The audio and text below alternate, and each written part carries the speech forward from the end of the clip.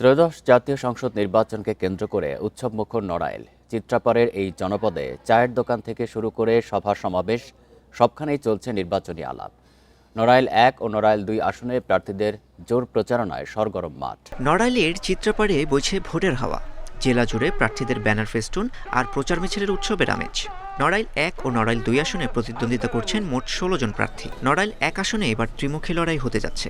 বিএনপির জাহাঙ্গীর আলম, জামায়াত ইসলামের মাওলানা ওবায়দুল্লাহ কায়সার এবং স্বতন্ত্র প্রার্থী বিএম নাগিব হোসেনের মধ্যে হাড্ডাহাড্ডি লড়াইয়ের আভাস পাওয়া যাচ্ছে।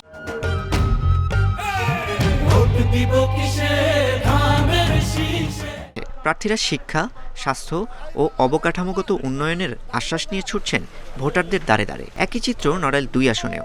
এখানে বিএনপির ডক্টর এজেড.এম ফরিদুজ্জামান ফরহাদ এবং জামায়াতের জেলা আমির আতাউর রহমান বাচ্চুর সাথে টক্কর দিচ্ছেন কলস প্রতীকের স্বতন্ত্র প্রার্থী মনিরুল ইসলাম। এই আসনে মোট ভোটার ৩,৯০,০০০-এর বেশি। এবং যোগ্য প্রার্থী খুঁজতেছে, যোগ্য প্রার্থী দেখে ভোট দেবে, যারা এলাকায় খোঁজখবর নেবে, রাস্তাঘাট কালবাল বিভিন্ন উন্নয়ন করবে। ১৭ বছরে তো আপনার বিগত দিনে দেখেছি যে দিনের ভোট রাতে হয়ে গেছে, সাধারণ মানুষ ভোট কেন্দ্রে যে ফিরে আসছে, অনেকে যাইতে পারেনি, সেরকম ব্যবস্থা ছিল না। অবহেলিত নড়াইলকে একটি আধুনিক ও কর্মসংস্থানমুখী জেলা হিসেবে গড়ে তোলার প্রতিশ্রুতি প্রার্থীদের।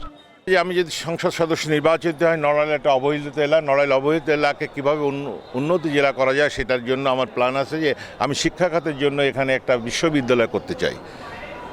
নড়াইলে কোনো বিশ্ববিদ্যালয় নাই, নড়াইলে কোনো মেডিকেল কলেজ নাই, নড়াইলে একটা ইঞ্জিনিয়ারিং কলেজের প্রস্তাবনা আসছে, সেটা এখন তাহলে হই নাই। যখন ব্যবসায়ীরা খুব খারাপ অবস্থায় ছিল, উদ্বেগ উৎকণ্ঠার মধ্যে সময়গুলো অতিবাহিত করছিল, ঠিক তখন আমি সহ আমার নেতাকর্মীরা এখানে এসে মানুষের পাশে, সাধারণ ব্যবসায়ীদের পাশে আমরা এসে দাঁড়িয়েছিলাম। সুষ্ঠু নির্বাচন নিশ্চিতে কঠোর অবস্থানে জেলা প্রশাসন ও পুলিশ। ২৫৮টির মধ্যে ৪৩টি অতি গুরুত্বপূর্ণ কেন্দ্রে মোতায়েন করা হবে বিশেষ নিরাপত্তা দল। এবার ইলেকশনে যারা পুলিশ বিভিন্ন ভোট কেন্দ্রের দায়িত্বে থাকবে তাদের সাথে বডি অন ক্যামেরা থাকবে, যাতে করে প্রত্যেকটা ভোট কেন্দ্রের নির্বাচন সুষ্ঠুভাবে হচ্ছে কিনা বা লোকজন যারা ভোট দিতে আসবে তারা ঠিকমতো ভোট দিতে আসতে পারছে কিনা, এই বিষয়গুলিও মনিটর করা হবে। শেষ পর্যন্ত কোন প্রার্থী ভোটারদের মন জয়ে সফল হলেন তা জানতে অপেক্ষা করতে হবে ভোটের দিন পর্যন্ত। মাহির সাজিদ, ইন্ডিপেন্ডেন্ট নিউজ।